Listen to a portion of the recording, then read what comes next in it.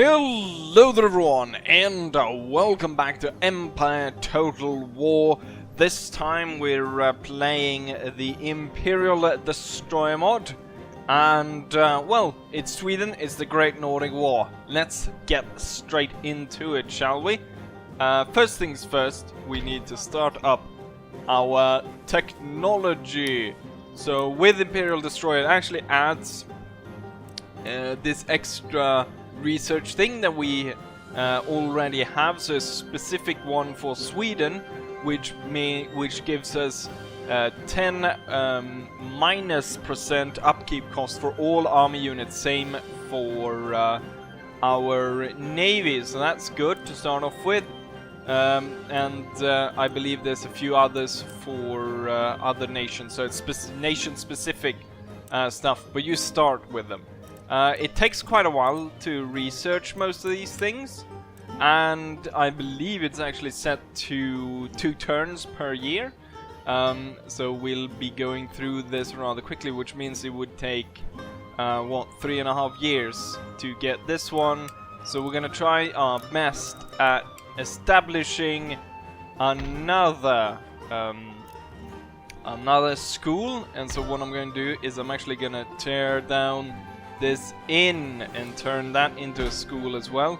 Then I want a trade port, and I would rather have it would be more, I would say, more in line with history and tradition, I guess, to have, I mean, if Gothenburg was actually trade port city instead, but the only other trade port I would get in the Swedish territory would be way up here, so that wouldn't really work. So I'm going to trade this one in for a trade port, because currently the only trade port I have is over here. Strangely enough though, all the trade right now with England and France is going directly into the shipyard at Malmö, which seems strange. But we're going to turn this into a trade port, so we have one trade port in sort of Swedish territory proper. And then what we can do is, if we want, we can get this one built into a fishery. With this said, what we want to do is we want to shore up our defenses against the Russians here. Now, I'm not entirely sure why Denmark is not at war with us. I imagine they could possibly go to war with us pretty darn soon, but we'll have quite the time to prepare if they try to march through Sweden like that. Another possibility here, besides just shoring up our defense against the Russians up here, would be to directly go ahead and raid enemy territory, which I'm actually kind of... You know what? That's exactly what we're gonna do. We're gonna raid Poland. They're gonna have to pay hard for having the guts, the gall to go ahead and attack us. So that's what we're gonna do. We're gonna go ahead and attack, and we're gonna just torch this place as much as possible and steal as much gold, and then just skedaddle back home to Stockholm before their armies are on us, possibly even, you know, taking this territory, maybe gifting it to the Prussians, starting some trouble then between the Prussian and Polish, so we can concentrate our efforts on dealing with the Russians. Over on this side, what we want to do is I want to quickly just move a militia guy over to the trade port to protect it, because right now it's obviously anyone can just come in with their navy and just burn the place, so we don't want that. We're gonna move the spy down here, and we're gonna move this spy over here, because I've test played this quite a few whiles, and every time the Russian spy go ahead and burn down this fishy place. And then what we're gonna do is we're gonna actually switch this general out. He's gonna go ahead and be in charge of this, and then the better general, Rensköld, is going to be transferred to take command of the defense right here. Makes no sense to have a provisional cavalry unit in that fort, so we're gonna move him over. So you should go down there. You should go down there. The army is set to attack down here. I've set up my technology. trade routes, no one's gonna accept trade routes because for some reason in this mod, there you start with no money, and for some reason or somehow that, if I think that's what affects why no one wants to set up trade with you. I think so, anyways. So we'll have to wait to turn 2 to do that. What we're going to do, however, is since we're an absolute monarchy, is that I can switch around the minister posts. So we want this guy, and we want a few others. So this strategist, probably better to have you in military then. Oh, you know what? That actually worked because this guy is better economist than he is a military man.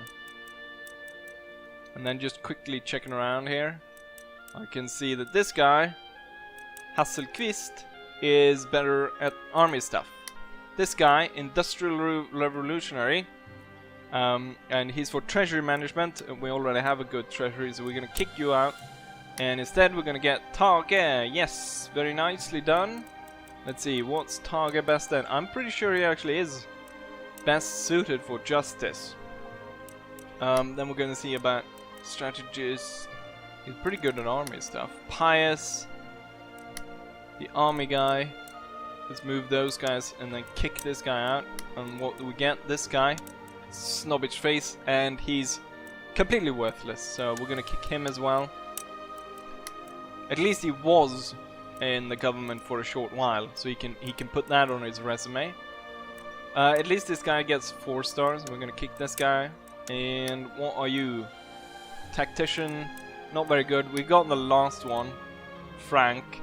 So I think we're gonna go trying to get him into the government, and we're gonna put him as, you know what? It doesn't really change, does it?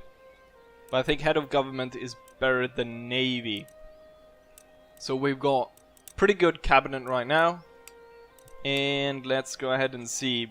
As you start off, more or less all the provinces except the home province is kind of rebellious, but now look at that, they're all piss yellow, so I guess they're not that rebellious. And also we increased our profits quite a bit. I should have actually checked what we gained beforehand, and I'm pretty sure that has increased.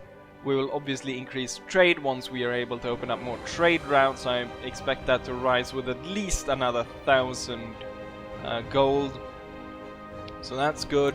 We can't recruit any troops. I guess I could send up a small army to attack these guys, but I'm waiting for the general to turn up, and then we can move in force against these guys. So there's a risk of them obviously going in burning the fishery, but I'm pretty sure the spy is set to do that. So without further ado, we're gonna go ahead and attack this port, which they have not put any troops in. We're gonna send off the army.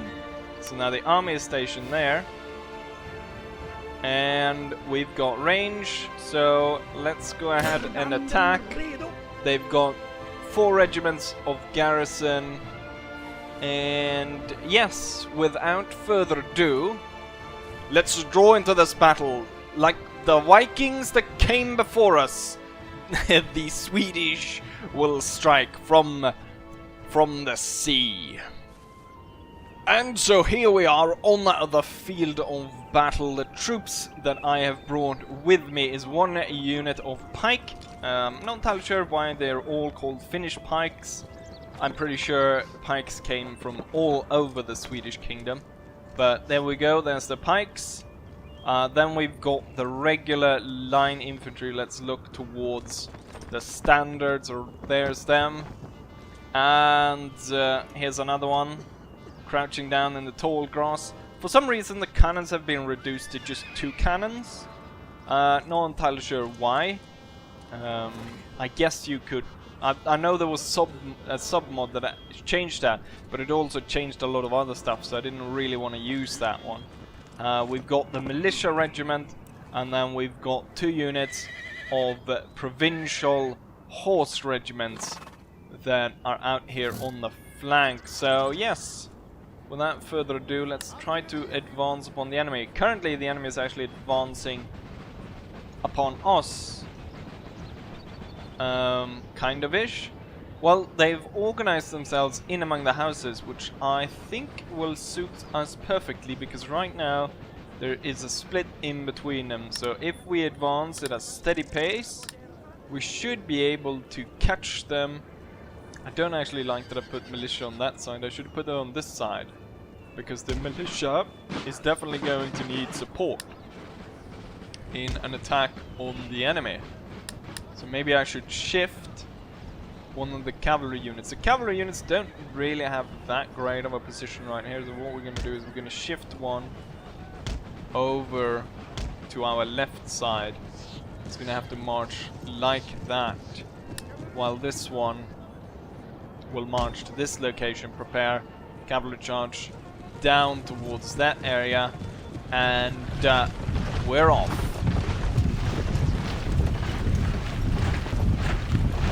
There are, as I believe, different kinds of music mods, but as I recall, usually what happens, or at least what happens in Darth mod, is that the unit, or the piece of music you want them to play, plays for all the different kingdoms. You know what, just because, I mean, right now we can't really fire at anything, so let's just fire at this house. They seem to be focusing their troops on this side, leaving this one all alone, which is a definite mistake, especially since we got the pikes coming in here. So what we're gonna do, since you know what, let's try to do a bit of Carolian tactics. So we'll let the enemy fire first, we'll march up really close, fire everything we got, and then charge in. So kind of a test to see if that will work. I think that in other bigger battles it's going to be hard to achieve that kind or that level of micromanagement when we've got full-size armies, but we'll see how this goes for this one. So I'm pretty sure the accuracy is pretty shit at the longest range, so the enemy will not be able to really inflict a lot of damage. We'll stop these guys. And we'll stop the pikes, just so that these guys are the ones to take the fire. Or maybe I should have them fire at the pikes. Okay, the enemy is moving. They're turning. I'm not entirely sure. At this point, they should have seen the regiment marching up in their flank. And that puts the pikes in a good flanking position as well. Oh, they're sending in another one. Okay, we're gonna hold. And I'm gonna get this one up here. Oh shit, I forgot to tell these guys to hold fire. So we did inflict quite a bit of damage on them, but not as much I think we would have done if we would have waited to fire until we were well within range. So let's see, these guys are done. Prent went pretty quickly, so I'm a bit concerned that maybe the reload rate is not sufficiently slow enough for us to actually achieve a proper charge in the way I want it. So we'll see here.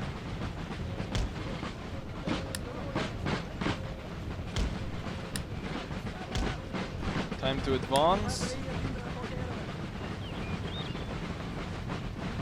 I can catch these guys in the open.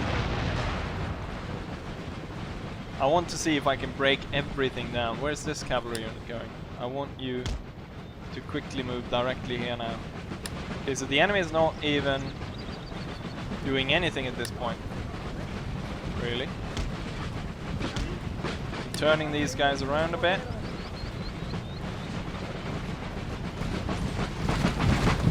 Now some of the guys in the back have started opening fire. Okay, we want to be the ones to fire first. So wait for it. I'm gonna tell these guys to hold as well. Okay, pretty sure this is gonna go down now. Fire everything you've got. Charge!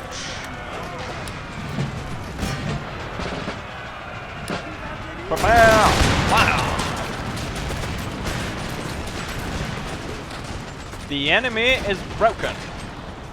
Unfortunately, we didn't get as good charging on the other ones, but the pikes are doing their work. Oh, hold right there. Get that cavalry in. Not as perfect of a charge as I might have wanted it to be.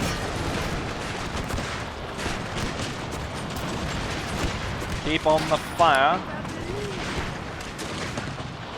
The lads are continuing the charge into these guys. Okay, I want to redraw the regiment right here. And then we've got free fire straight into these guys, which will be nice. And then, as soon as possible, I want to help this regiment out. The enemy was forced away. The militia will now quickly move into the gap here and charge the enemy from the back. While these guys, with a nice position behind the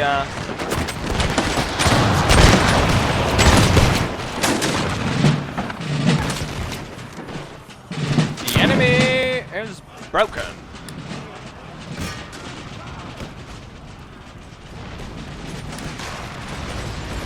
And so too will this regiment of militia. It's been hard fighting here, but now when I send in the militia to attack the enemy from the rear, the enemy gives up. And now all we need to do is march in and strike out that last enemy unit. So I'll tell the militia to march away, possibly chase after these. You know what? I'll tell the general to charge after this unit. Tell the cannon to hold fire. These guys will hold, and let's see if we can't do one of those charges for the last part here.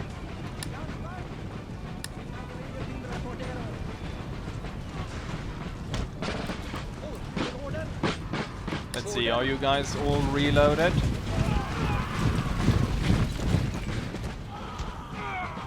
There's a few guys that need to reload before we march off. Gonna take a few casualties here, but so far so good.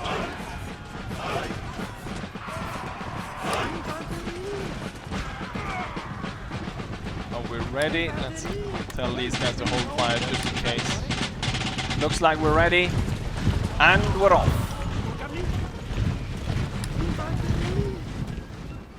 The position we will hold is right in between these houses.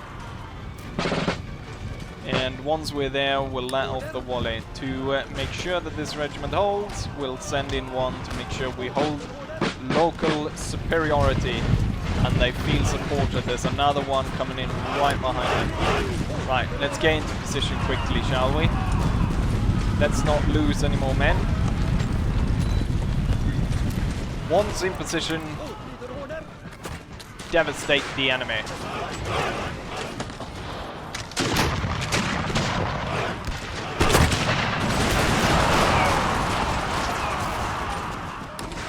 Once fired, charge bayonets.